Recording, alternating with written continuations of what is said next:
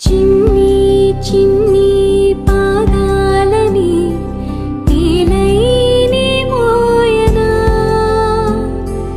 చిన్ని క్షణంలో నువ్వు కింద పడినా ఉంటావు నా మీదనా నీ చింతి రెండు చెవులుంచి బయలెల్లనా ఏ మాట నీ నోట మోగించినా వింటా